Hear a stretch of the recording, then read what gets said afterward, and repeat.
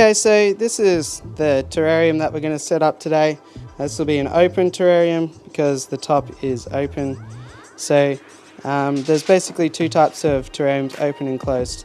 So this one here is going to need a little bit of extra maintenance, keeping things damp and things like that, but other than that, it's pretty much the same thing. So once again, we're going to go for a bit of a forest sort of theme with this one. I've got some pieces of dragonstone here which I think we're going to use, maybe even some cholla wood, but we're just going to have fun with this one today. So to get started, I'm just going to place some potting mix in the bottom of this terrarium. Not a heap, just enough to sort of build things up a little bit, and I'll make a big mess everywhere, as I usually do. It's going to be interesting. Just going to push it up towards the back here, create a bit more of a hillside feel. And on top of that, we're going to place some sphagnum moss just to maintain the moisture, especially since, as I said before, this is an open terrarium, so moisture is really important to maintain. So I've got some sphagnum moss over here. So yeah, because we're using a lot of mosses, this is really just to assist with the humidity. It always helps with terrariums if you can actually fit your whole arm in. Otherwise you might be setting yourself up for a bit of a task with the tweezers.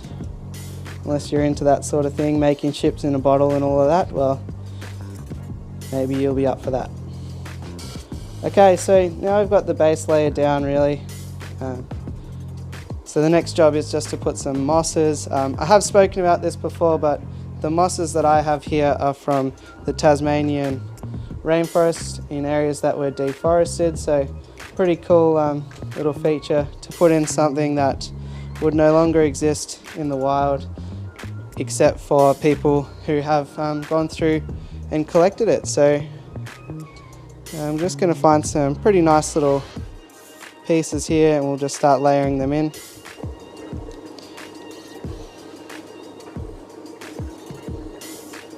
Got some larger pieces here that look like they might be actually sort of an epiphyte plant, like a mini fern or something like that. So it'll be interesting to see over time how that comes on.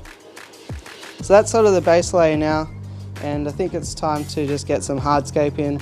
So I've just got a few little fragments of dragonstone here. I've got some nice flat pieces, but I thought we could stack them up to try and get some depth happening. Isn't too bad. I'm not unhappy with this. I think I might just place a few more pieces at the front. Might actually just smash this one up a bit. Be enough.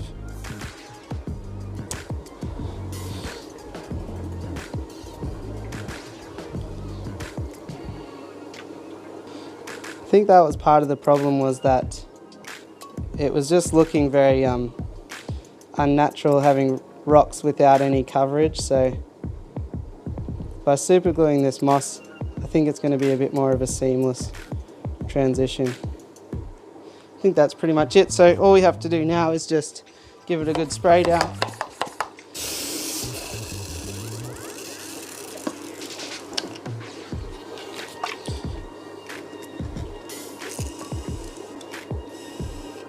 A big problem people have with terrariums is mold and fungus, so don't get it too wet down. That's probably excessive what I just did, but it's because it's the first one and it's all that, there's all that soil that needs to be wet down, so I'm just compensating for the soil being dampened and yeah, some of the sphagnum moss to soak it up as well.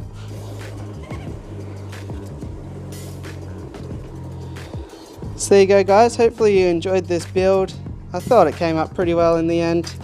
Pretty happy with how that's looking, and hopefully it gave you some inspiration for a terrarium of your own. Pretty easy to put together and pretty low maintenance, so something that anyone can do. So hope you liked it. If you did, please like, subscribe and all that fun stuff, and I'll catch you on the next one. Thanks for watching.